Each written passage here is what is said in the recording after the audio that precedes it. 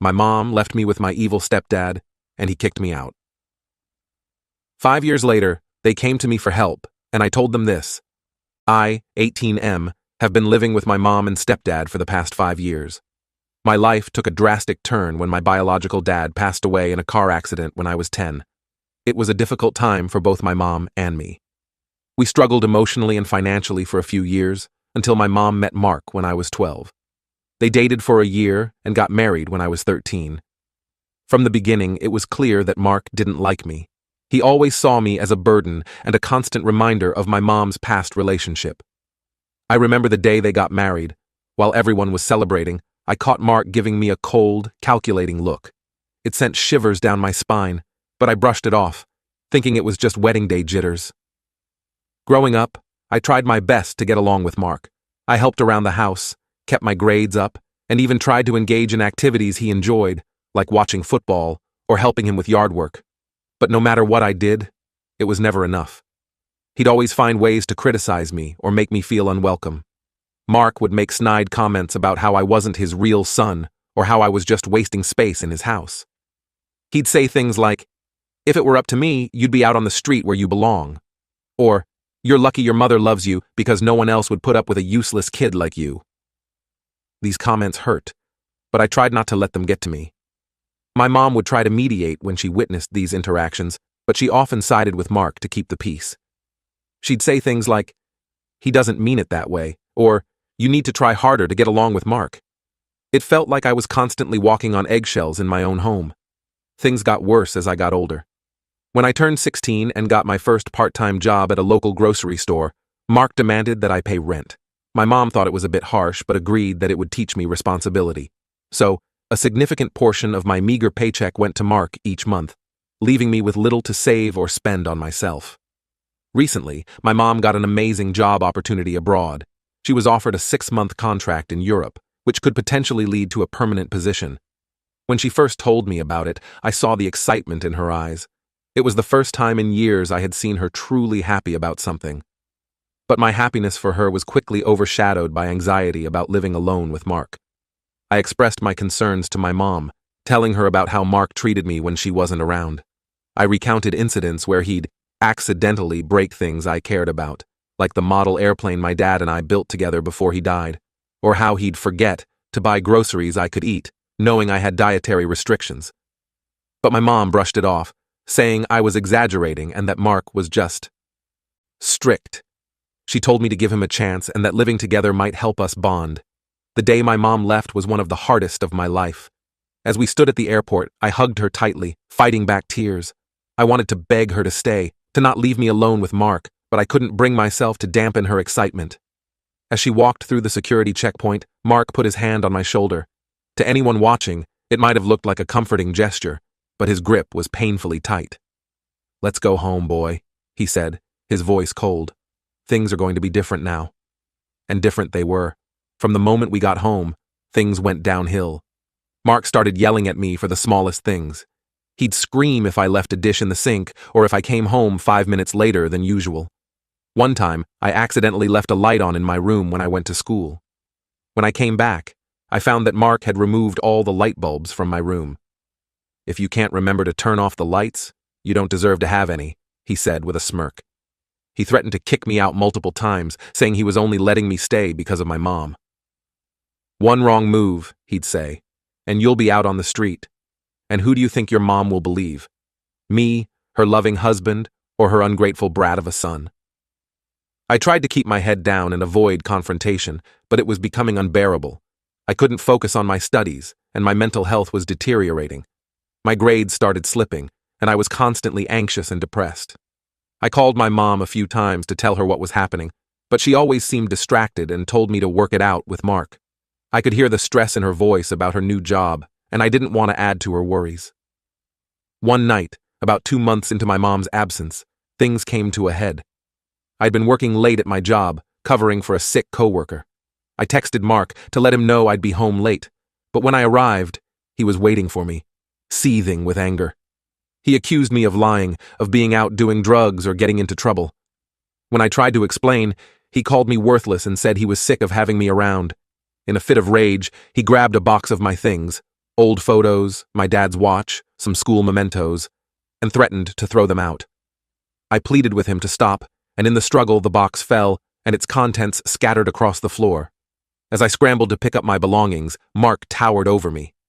"This ends now," he growled. "I want you out of my house by tomorrow, or I'll throw you out myself." That was the last straw.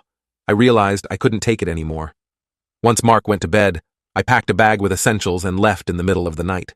I crashed at my best friend's place for a few days, before finding a small room to rent with my savings from my part-time job. I didn't tell my mom immediately because I didn't want to worry her or jeopardize her job opportunity. I figured I'd explain everything when she got back. I blocked Mark's number because he kept sending me threatening messages, saying he'd call the police and report me as a runaway if I didn't come back.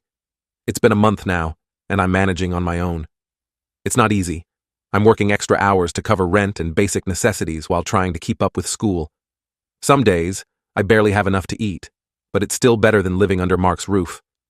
I feel guilty for leaving without telling my mom, but I also feel like I had no choice.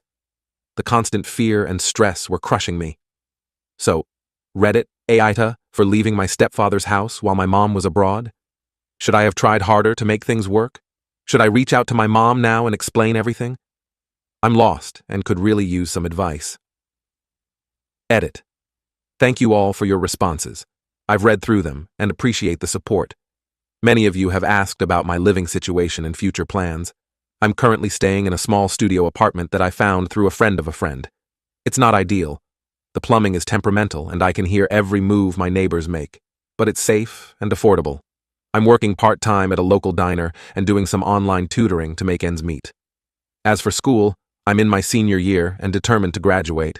I've been in touch with my school counselor about my situation, and they've been supportive in helping me stay on track. Some of you suggested reaching out to other family members. Unfortunately, my mom was an only child, and my grandparents passed away a few years ago. My dad's side of the family lost touch with us after he died. It's pretty much just been me, my mom, and Mark for the past few years. I'm still unsure about how to handle things when my mom returns. Part of me wants to tell her everything, but another part is scared she won't believe me or will side with Mark again. I guess I'll cross that bridge when I come to it. For now, I'm focused on staying afloat and finishing school. Thank you all again for your advice and kind words. Update 1. It's been 6 months since my original post, and a lot has happened. I wanted to update you all on the situation. My mom returned from her work trip abroad last week. I was nervous about facing her, but I was also looking forward to finally explaining everything that had happened with Mark. However, things didn't go as I had hoped. The day after she got back, I received a call from her. Her voice was cold and angry, nothing like the warm, loving tone I was used to. She demanded to know if it was true that I had stolen money from Mark and run away. I was shocked and confused. My mind raced, trying to understand where this accusation was coming from. I tried to explain what really happened, how Mark had been verbally abusive, how he had threatened to kick me out, and how I left for my own safety and mental health. I told her about the incident with the box of my belongings, about how Mark had made my life miserable every day she was gone. But my mom wouldn't listen. She kept insisting that Mark had shown her evidence of my theft. When I asked what evidence, she was vague, saying something about missing cash and suspicious bank transactions. I told her it was all lies, that I had never stolen anything in my life. I reminded her of how I'd always been honest with her, how I'd worked hard at my part-time job to contribute to the household. But it seemed like her mind was already made up. I begged her to meet me in person so we could talk face to face. After some persuasion, she agreed, but when we met at a local cafe, Mark was with her. The moment I saw him, my heart sank. He had a sorrowful expression on his face, but I could see the triumphant glint in his eyes. Mark put on a show of being concerned and disappointed in me. He spun a tale about how he had tried his best to take care of me while my mom was away, but that I had become rebellious and started stealing money to fund a party lifestyle. He talked about how he'd noticed cash missing from his wallet, how he'd seen suspicious withdrawals from their joint account. I was floored. Every word out of his mouth was a lie, but he told it so convincingly. He even had fake receipts and bank statements that he claimed proved I had been taking money. I don't know how he fabricated them, but they looked real enough to fool my mom. He talked about how he'd tried to confront me about it, but I had run away instead of facing the consequences. I tried desperately to defend myself, to tell my side of the story. I explained how I'd been working extra shifts to support myself, how I'd been struggling to make ends meet in my small apartment. I told them about the nights I'd gone to bed hungry because I couldn't afford both food and rent. I pleaded with my mom to remember how I'd always been responsible with money, how I'd never given her any reason to doubt me before. But Mark had clearly been working on my mom for weeks before she returned. He had poisoned her against me, making her believe I was a troubled, ungrateful kid who had taken advantage of her absence. He painted himself as the victim, a concerned stepfather who had only wanted to help his wayward stepson. The worst part was seeing the look of disappointment and anger in my mom's eyes. She told me she couldn't believe I would do this to her, that she had trusted me to behave while she was gone. When I tried to explain about Mark's behavior, she accused me of trying to shift blame and making up lies about my caring stepfather. "How could you do this to us?" she asked, her voice breaking. "We gave you everything, and this is how you repay us?" Her words cut deep, each one feeling like a physical blow. I couldn't understand how she could believe Mark over me, her own son. The meeting ended with my mom telling me she needed time to think about what to do next. She said she couldn't have me back in the house if she couldn't trust me. As they left the cafe, I saw Mark put his arm around my mom's shoulders, comforting her. The sight made me feel sick. Over the next few days, I tried repeatedly to reach out to my mom, to get her to listen to me without Mark's influence. But she either ignored my calls or replied with short, cold messages telling me to stop lying and take responsibility for my actions. I was desperate. I reached out to a few of my mom's friends, hoping they might be able to talk some sense into her. But it seemed Mark had gotten to them too. They all told me how disappointed they were in me, how they couldn't believe I would steal from my own family. Eventually, my mom sent me a long text message saying she had decided it was best if I didn't come back home. She said she was deeply disappointed in me and that she needed time to process everything. She told me not to contact her for a while. I was devastated. Not only had I lost my home, but I had also lost my mom, the one person I thought would always be on my side. Mark had managed to manipulate her completely, turning her against her own son. The next few weeks were a blur. I threw myself into work and school, trying to keep my mind off the gaping hole in my life where my family used to be. I had trouble sleeping, often lying awake at night replaying the conversations in my head, wondering what I could have said differently to make my mom believe me. My grades started to slip again, and I was at risk of not graduating. It took a concerned teacher pulling me aside to snap me out of my funk. She noticed the changes in me and asked what was wrong. After some hesitation, I told her everything. To my surprise, she believed me. She helped me get in touch with a school counselor and a social worker who could provide me with resources and support. With their help, I was able to get back on track with my studies and even secure some additional financial aid to help with my living expenses. Now, I'm trying to figure out my next steps. I'm still in my small apartment, working as much as I can to support myself. I've reached out to a few trusted teachers at school who have been supportive and are helping me navigate finishing high school as an independent student. I'm hurt, angry, and scared about the future. The betrayal by my mom stings deeply, and there are days when the loneliness feels overwhelming. But I'm also determined to prove Mark wrong and show my mom the truth someday. I don't know if our relationship will ever be the same, but I haven't given up hope entirely. For now, I'm focusing on graduating high school and planning for college. It won't be easy, but I'm determined to build a better life for myself, with or without my family's support. Thank you all for your support on my original post. If anyone has advice on how to move forward from here, I'd really appreciate it. How do I heal from this betrayal? How do I build a life for myself when I feel so alone? Any words of wisdom would be welcome. Update 2, 5 years later. It's been 5 years since my last update, and my life has changed dramatically. I wanted to share what's happened and get some perspective on a recent development. After high school, I threw myself into my studies and work.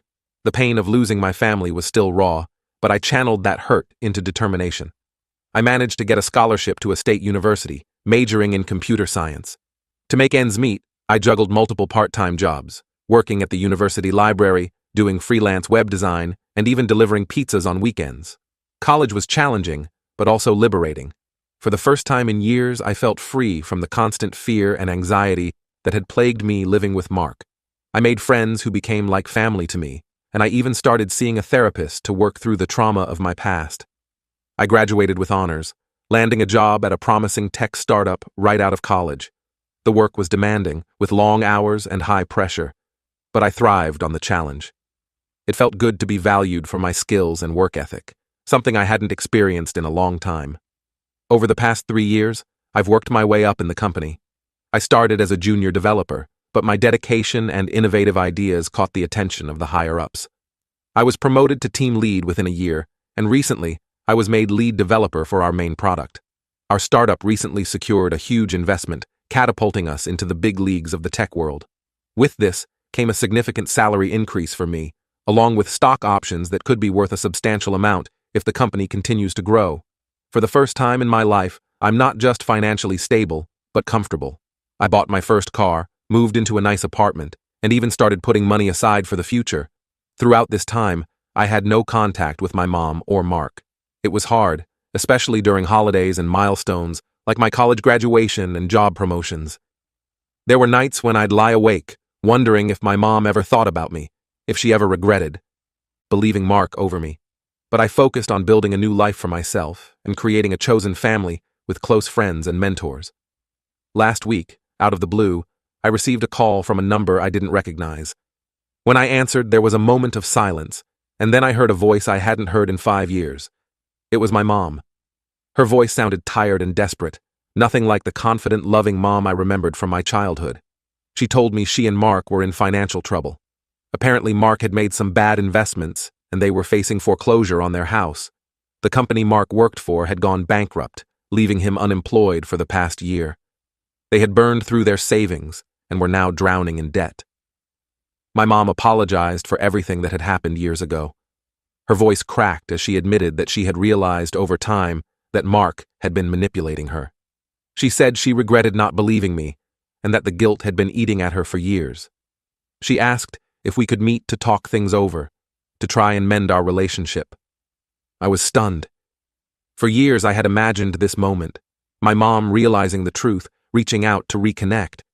But now that it was happening, I felt a whirlwind of emotions, hope, anger, sadness, and a lingering sense of betrayal. After a long pause, I agreed to meet her at a cafe, the same one where we had our confrontation 5 years ago. When I arrived, I was surprised to see both my mom and Mark there. My mom looked older and worn down, her hair grayed and her face lined with worry. Mark seemed to have lost the arrogant air he once had, his shoulders slumped and his eyes downcast. They explained their situation in more detail. They were months behind on their mortgage payments, and the bank was threatening to take their house. Mark had lost his job when his company folded, and despite trying, he hadn't been able to find steady work since. My mom's salary as a teacher wasn't enough to cover their debts and living expenses. As they talked, I noticed the dynamic between them had changed. My mom seemed more assertive, often cutting Mark off or correcting him. Mark, on the other hand, appeared subdued, a far cry from the domineering man I remembered. Then came the real reason for their reaching out. They asked if I could lend them money to help them get back on their feet. They had heard through mutual acquaintances about my success in the tech industry and thought I might be in a position to help. I sat there, listening to their plea, feeling a mix of emotions. Part of me felt vindicated. They were finally admitting that Mark had lied and manipulated the situation years ago. But another part of me was angry that they only reached out when they needed something from me. My mom reached across the table, taking my hand in hers. "I know we don't deserve your help," she said, tears in her eyes. "What we did to you was unforgivable. But we're desperate. We have nowhere else to turn." Mark chimed in, his voice lacking the confidence it once had. "I know you have every reason to hate me," he said. "I treated you terribly. I let my jealousy and insecurity poison everything. I'm not asking for forgiveness, but I am truly sorry for what I did." Their apologies stirred up old memories and pain. I thought about the lonely nights in my tiny apartment, struggling to make ends meet. I remembered the feeling of betrayal when my own mother chose to believe a lie over her son's truth. After they finished talking, I took a deep breath and told them I needed time to think about it. I left the cafe without making any promises, their pleading eyes following me as I walked away. Now, I'm torn. On one hand, I've worked hard for my success, and I don't feel I owe them anything after how they treated me. Mark's lies cost me my relationship with my mom and forced me to fend for myself at a young age. Part of me wants to refuse and let them face the consequences of their actions. On the other hand, despite everything, I still care about my mom. The thought of her being homeless or struggling tugs at my heart, but I'm worried that if I help them, I'll be opening myself up to further manipulation or expectations of ongoing support. I'm also concerned about the impact this could have on my own financial stability. While I'm doing well now, I'm not sure if I can afford to bail them out without compromising my own future. The startup world is volatile, and there's no guarantee my current success will last. There's also the question of forgiveness. Can I truly move past what happened? Is it possible to rebuild a relationship with my mom after such a profound betrayal? And what about Mark? While he apologized, can I ever trust him or have him in my life again? I've spent the last week mulling over these questions, unable to come to a decision. I've talked it over with my closest friends and even brought it up in a session with my therapist. Everyone has different opinions, but ultimately, they all say the same thing. It's my decision to make. Part of me is tempted to help, to be the bigger person and extend an olive branch. Maybe this could be the first step in healing old wounds and rebuilding my relationship with my mom. But another part of me is scared of being hurt again, of opening myself up to the pain I've worked so hard to overcome. So, Reddit, I find myself asking once again, Ate, if I refuse to help my mom and stepdad financially after everything that's happened? Should I give them another chance, or protect myself and the life I've built? I'm at a crossroads, and I could really use some outside perspective.